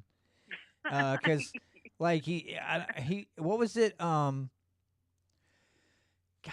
the sponsor for the weather thing was it was something and roaches. Look it up on YouTube. See if you can find that if they haven't scrubbed it all. YouTube's gotten so politically correct. I'd like to see somebody take a lot of that stuff and move it over to Rumble or someplace like that. God, what was that but he's like, we'll I think it was water bugs and roaches. He's like, we'll help you get rid of the water bugs and smoke the roaches. Yeah. Yeah. Oh, man, I laughed so freaking hard every time I heard that. I was like, this guy is... Now, see, that's our break from the news, you know. He stuff said like that. something about, if I don't, let's see, I call him as I see him, and when I don't, I make him up or something like that. Yeah. Yeah, his I wish it was radio friendly. I really do. Because his thing about changing the terminology, like PTSD and all that, that whole like 4 or 5 minutes, it's just it's just so good. Yeah, one of the people here in the live streams like, tonight's forecast dark, mostly dark until this morning with widely scattered light. Yeah. That's what it was. Yeah, it just it was so. But I guess the thing I liked about Carlin was his command of the English language in general, because he could literally just do a whole thing for minutes on end on the English language and certain words. And of course, he had the the 7 words you can't say on TV. That was his most Yeah. famous thing. But his command of the English language, and I guess you'd have to say his fascination with it, in order just to go along and create hours upon hours of material just on language. I mean, a lot of comedians, some that I really like, it's more of a situational thing with them. They see a situation or they think about a situation, and they can do their material from that. But he could just take the language and go from there. That's like the other night when I was telling you guys that I was starting to fall asleep and I had that whole thought process going on about the so that my wife watches this show, is it Fixer Uppers, I think, or something like that. Anyway, the one episode I was watching, and this guy, his family owned a flower shop, and his daughter was like 19, 20, but I guess she must have had some condition with her voice because her voice sounded really kiddish, and it's something she couldn't help. Now her voice drove me up the wall, but it's not her fault. Okay, it's not she's not choosing to talk that way. It's the way she talked. For some reason, the other night, I'm laying in bed, and I'm getting ready to fall asleep, and I suddenly start laughing, and my wife's like, "What's so funny?" And I go, "Remember that girl from the show the other day?" I said that was like 19, 20 years old, but had like a little girl's voice. And she goes, "Yeah." And I go, "Picture her getting married, okay?" And I said, the groom has a blind friend that lives out of state. And and the blind friend has never met the bride. And I said, so picture the ceremony. The blind friend is in the audience, and he hears the girl start talking, which sounds like a little girl talking. And I said, can you imagine the blind guy jumping up and going, "Is my friend a pedophile? Is he marrying a little girl?" And she's like, "Why? Where in the hell did you come up with that?" And I said, "I don't know. It just literally, for that some reason, that voice hit, and then this whole scenario just laid out in my head." And I said, I don't know, honey. It just did. Sometimes I lay here at night, my brain's still going a mile a minute, and I come up with weirdness like that. And that's one of the things that I could actually say because one time. Well, Trish and I have told you before you got into all this that you would have been good at stand-up comedy. I mean, I've told you that several times. Yeah, if I didn't have such a fear of like getting up in front of people, and just doing that, there's a bar up in Columbia, East Side Tavern. They have like open mic nights like every Tuesday, and I had people work like, "You should go do that." And I said, if I'm going to do it, then you better be there. There better be somebody in that crowd that I know, because if there's not, I'm going to lock up tighter than a drum. And so then, if you guys want to hear something funny, go back and pick up that show off our website that John sat in down here in the studio last one. And we started out on some serious stuff. Then after a while, we started concocting this story about I started concocting this thing. I think I started it, and then it just went from there. But it was this idea of electing a dog to sit in the White House because you couldn't do any worse than what we already got. Well, that led to John volunteering his dog, Abby. Yep. And so we started coming up with all these things we could do to keep Abby preoccupied so she wouldn't sign any legislation. And it was things like keeping a constant supply of steaks coming through and various other meats and bones and all kinds of other sorts of stuff to keep her preoccupied. And it would just the further it went, the funnier it got. Well, and I added to that the other day because I thought of it again, Sam, and I thought that I would also train her on key words. So if somebody said equity, climate change, the Ukraine, Russia, and some other key words, that as soon as like a media person would say it, she would start growling, like, and bare her teeth, and they're like, "Oh, that's off subject. Sorry, Mrs. President, Madam President, I'm so sorry I brought that up. All right, next question. What do you have for my dog?" I'm like, "Oh, you better talk about flowery things because you bring that up again. I don't know if I can hold her back. She's 100 pounds of mad dog. You might get bit. So just don't say these things." I would literally have to hand out like a warning flyer. don't mention these words set the president off. Please don't say them. And they're like, what do you mean by setting them off? Like, I don't know. Go ahead and say something. Madam President Abby, what's your take on climate change? Just like, oh, I don't think she likes it. Yeah, like that's why I gave you the warning paper. Don't talk about climate change. It makes her angry. And then you're going to be like, right. you better come up with a steak or some dog treats or something because she's going to remember you next time. You're going to be like the mailman to her. She's not going to like you very much. And yeah, I don't know. Don't mention anything to her about equity or racism either. Right. Don't call her racist. And, we joked about this, but I think it would actually be true because she's a black German Shepherd. And I could run a black German Shepherd for office of the United States, and I would get votes simply because she's black. There would be you probably would. Stupid, idiotic, white liberals that would vote for her because she's black. Because that would be some kind of virtue signaling for them. They voted for a black dog for president, and they would go around and brag about it. And then I would be in the background laughing because I knew they would because they're retarded. So it would be a win-win because Abby would get votes, and then I would also be right because there were people stupid enough to vote for her, or that the other choices were so awful, they're like, yeah, I'm just voting for the dog because these other people are kind of stupid. So at least with the dog, she won't go around talking smack and making stupid, suggestions or write new laws or signing laws into, what are you going to do? You're going to put her paw into ink and then stamp her paw on the paper? Like, that's her signature. Like, that's ta-da.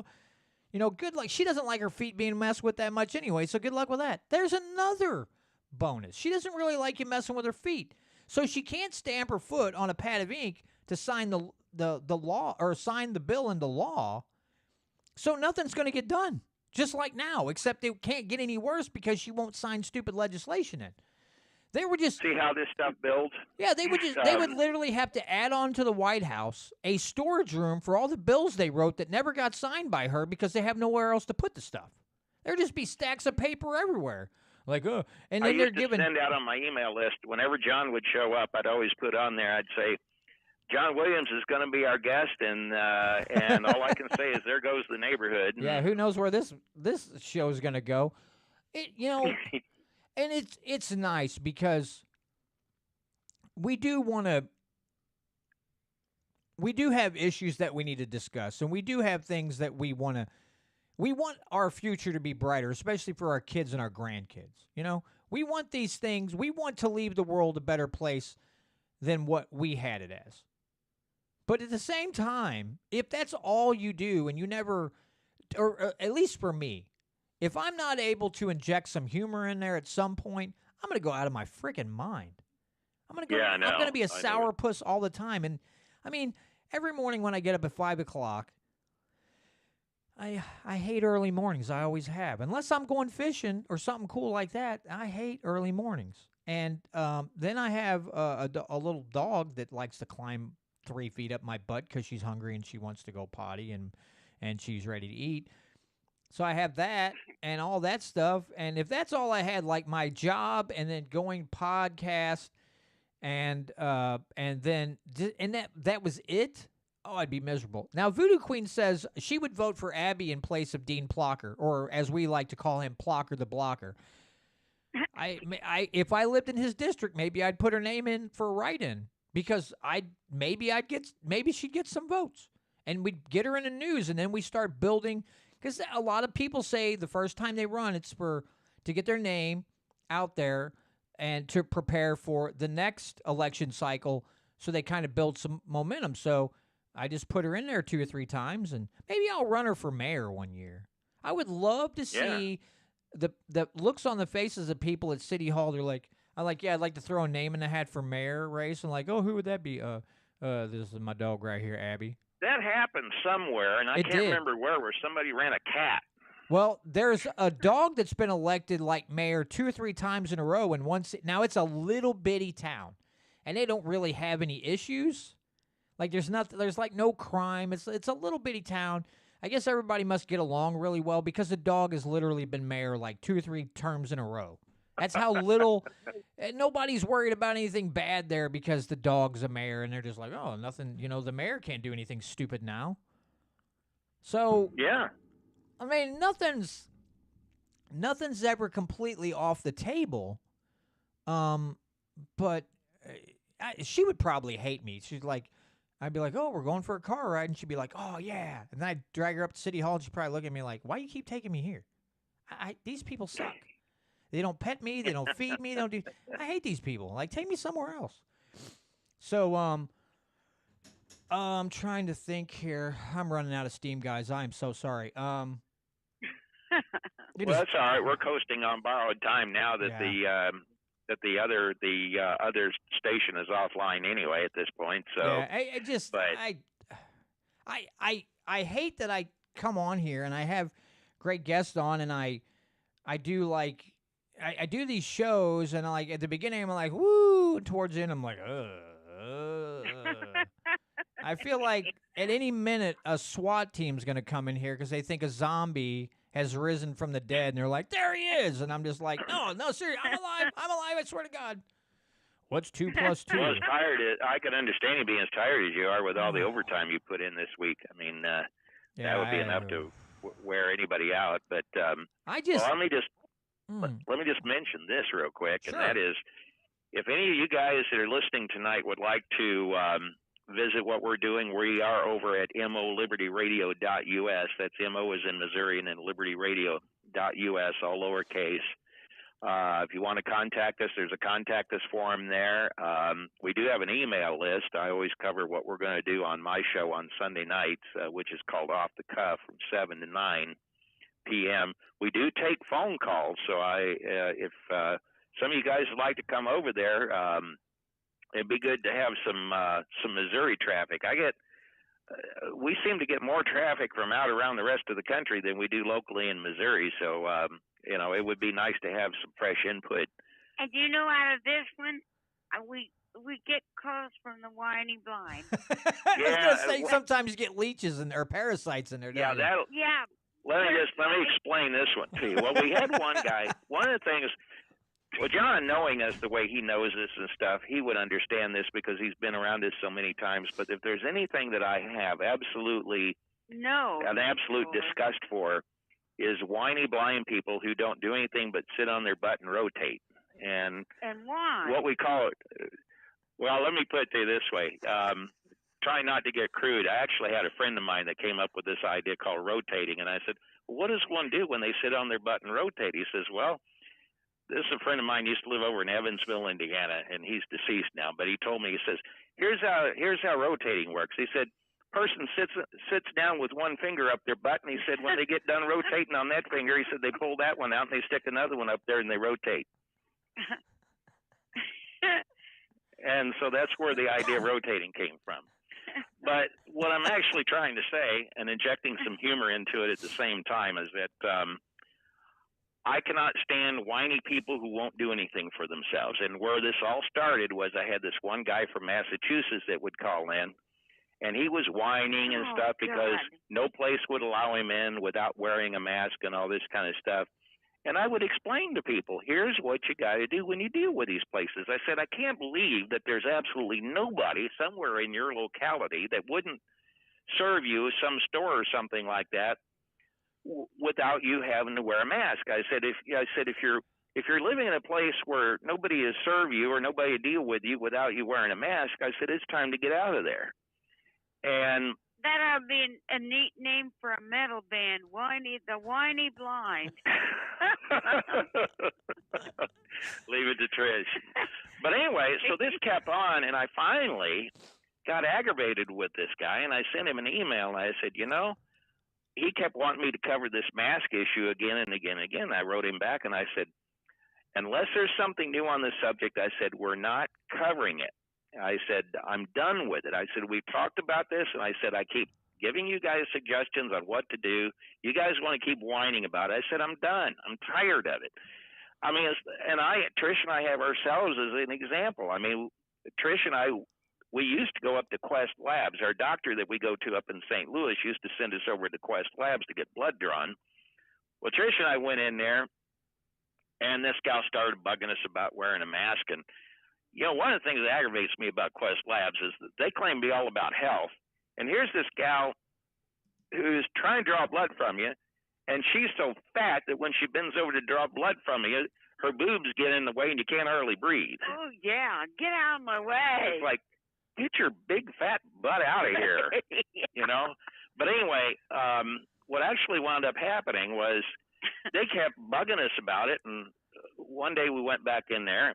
The first few times we went, they would let us get away without doing it, but the last time we went in there, they said that they weren't going to allow us to do it anymore. And I said, well, I'm not wearing a mask. And she said, well, that's our policy. And I said, I'm not wearing a mask. And she repeated again. She said, that's our policy. And I said, I don't care what your policy is. I said, I'm not wearing a mask. And she said, well, then I guess we can't see you. And I said, well, then you're not going to see us. We just walked out the door.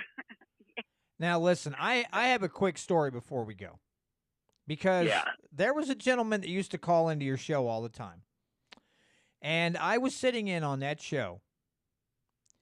And this gentleman calls in. And he sucked up a lot of time. And Trish gets on the line, and she's listening. And he goes, I'm going to probably start laughing when I talk about this. He's like, well, I guess I better get off of here and, let you guys get back to it. And Trish, very bluntly and kind of loudly goes, good. I literally took my headphones off, set them on the desk, walked out of the room into another room, and was laughing so hard because there was no way I could keep it together at the mic. I'm like, I can't sit there and hold he get us from the desk. John gets up from the desk because the desk he sits at, there's two desks down here. There's the one with the mixing console, and then he sits at the desk to my left, and he's got a mic over there, and then I got a mic over here. And then Trish was calling down on the intercom because we have a phone intercom system in here, and she called down on the intercom and was on with us. And when she did that, John gets up from the desk and he walks off into the laundry room. And he's just laughing so hard. And oh man. I didn't expect it. It's one of those comedy moments when somebody says something, you don't expect it and there's no way to hold it back. So I literally was in that room for a good 2 solid minutes because I couldn't contain myself. Because Trish just goes, good. And I was like, oh, my God, she just did that. And you got to understand what prompted that. You get some people that like to call because they like to hear themselves on the radio or whatever. They are in love with hearing themselves. Those kind of people drive me crazy. Yeah. And sometimes they'll call in because they like to feel important, if you know what I mean. You can tell those types. And that's what Trish ran into that night. That's what prompted that. I mean, Trish is not like that with everybody. I don't want to make it sound like she just ornery to everybody that calls in. I mean, when she's been on with me, but this just drove her nuts, and she just finally said when the guy said he had to go, she says, "Good." This is going to be another. Okay, this is a couple weeks this month that I have had to say some kind of joke when you said, important. So it reminds me of a joke that I heard many years ago where this guy goes into the doctor and decides that he wants to get a vasectomy. So they go through and they talk about the whole procedure. They do the whole thing. And then the guy comes back the day to get the vasectomy, and he's dressed in a tuxedo. And the doctors and the nurses are like, why are you dressed in a tuxedo? Because he's like, if I'm going to be impotent, then I'm going to look impotent. Anyway. Yeah. Anyway. Oh, man. But, we have a free-for-all on that show, so if any of you want to drop in sometime, and also, too, I do an email list, and if anybody decides to sign up for my email list, we only send out an email once a week, and that's show notes. After we do the show, I send out show notes so that people can go back and glean from articles that we've covered or whatever. And there's nothing we don't cover. Everything's on the table because my attitude is this. We need to go back and relearn everything we thought we knew. And that goes for just about everything. If you want to kind of get a feel for what I'm talking about, a song that fits exactly what I'm talking about when it comes to relearning everything we thought we knew, see if you can find it on YouTube, a song by a rock artist by the name of Jackson Browne. It's called Lives in the Balance. And that song is exactly where we find ourselves today, because he talks about how, about our governments, killing their own and getting into these wars they have no business getting in places where we can't even say their names. And then he talks about in the song how they sell us everything from our clothes to our cars and youth and religion and everything else. And he says, I want to know who the men in the shadows are. I want to hear somebody asking them why. They can be counted on to tell us who our enemies are, but they're never the ones to fight to die. Look up that song, and that song explains everything, that pretty much what we stand for over there when we do our show on Sunday nights. Absolutely. All right. Well, thank you guys again so much for joining me. And it's nice. well, and I need to make a better effort of having you guys. We need to do this in a rotation, whether it's every 2 months or whatever. Just having you on as regular guests. And I'm hoping by that to kind of help, build you more of an audience. And again, I hope that the whole thing in the newspaper really helps out. I really hope that helps out with everything. Again, if you want to find out more about Sam and Trish's web address, check out the description here in the video, because I've got the link down in the description, so you can click there. It'll take you straight over to their website. The play button's right on the front page, so if you want to listen to the stream as it goes, hit the play button and you will get the audio. But again, be sure on Sunday nights from 7 to 9 p.m. Central Time, MOLibertyRadio.us, Sam and Trish Britton, Off the Cuff Radio. So, again, thanks, guys, for joining me, and I'll be in touch soon. And just, okay, Trish, let me ask you a question. If I was to give you a choice between two artists to play to end the show, and I said Dio or Sabaton, which one would you pick? I know it's a tough choice. Yeah, let's see. You like them both. And I know you like them both. Yeah, I do. You know how to make it hard on somebody, don't you, John? Well, yeah, I don't like doing things the easy way. You guys know me. There you go. So what would you pick, Trish? Let's see, Sabaton. Sabaton. All right, let's go. Oh, now what song do I play? Good Lord. Let me, I'm going through all the albums here that I have. Boy. Okay. We're going to play. Yep. Let's do Soldier of Heaven. I really like that one. We're gonna end the show with Soldier of Heaven. Again, to everybody in the live stream who joined me tonight, good Lord, there was a lot of people. Patrick, Voodoo Queen, Warrior Class 3, Mad Mom Anon, Gary Ride, Jonathan Ashley, Ganai, Catherine Dreyer was in here with us. Let's see, I don't want to miss anybody because Jeff Barnett was in here with us. Yeah, I think I got everybody. Thanks to you guys who join in on the live stream. You guys are here every week, and I appreciate it. Everybody in KEYK, everybody at MOLibertyRadio.us, everybody who downloads the podcast, appreciate each and every one of you. And don't forget, next week, I'm going to have my first sponsor for an ad for a single podcast. I can't wait to tell you about this product. I actually am really psyched after having more discussion with him last week, Sunday, or actually this past Sunday. Very optimistic, and I think you will find this product unusual but awesome at the same time because it's something that you just don't see every day. But it's one of those things where you're like, ooh, this could catch on really well. So can't wait for that. So anyway, I leave you with Sabaton, Soldier of Heaven, and we'll see you all next week. Sam and Trish, I'm going to hang up on you so I can, that way I don't mix up audio. And that's all right. I will Good talk. night to everybody. Yep. Good night. And now, are you doing a show this week, Sam? Or At first, I didn't think I was, but I got to thinking I didn't. While I want to play this show on the air, I didn't want to just totally wear it out. Because if I would have played this on my slot, we would have. It would have played tomorrow night, Sunday night, Monday during the day, and Monday night. So it would have got a lot of airplay. So I'm going to go ahead and do something. So if people would like to come over there Sunday night, 7 to 9 p.m. Central Time.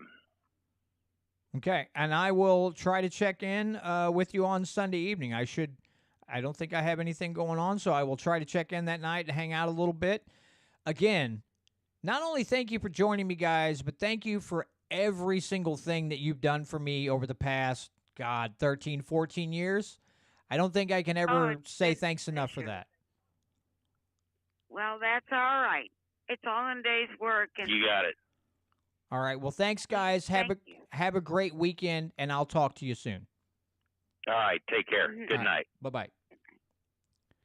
All right, folks, that was Sam and Trish Britton, Off the Cuff Radio. Awesome people. But again, let's end the show with some good old Sabaton, Soldier of Heaven, and we'll call it a night.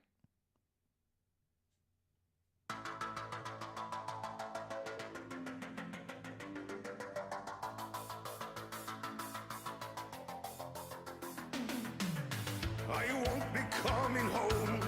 I won't be going anywhere. I will guard this post forever.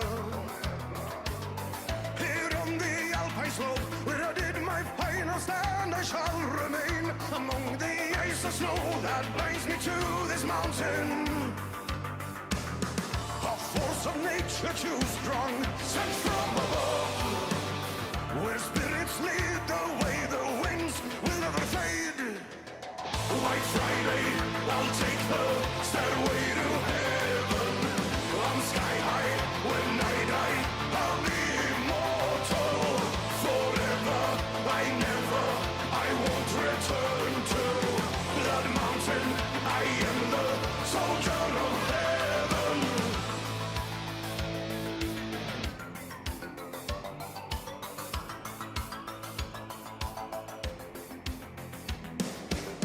I saw the end of war. I watched the soldiers come and go, and I kept my watch forever. So many brave men fell in the battles that were raging down below. I have seen it all, but none will hear my story. All of these years I have been frozen in time. I cried for spring to come, but here winter remain. White Friday, I'll take the stairway to heaven. I'm sky high when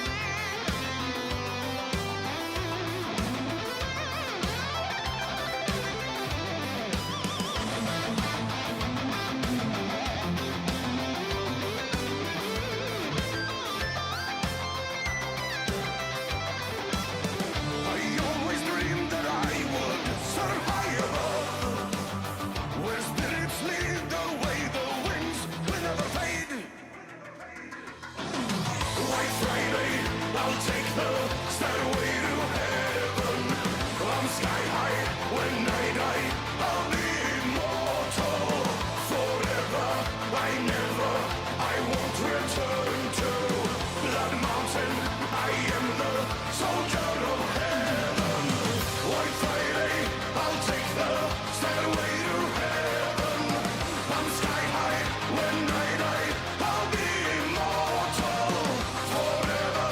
I never, I won't return to that mountain. I am the soldier of heaven.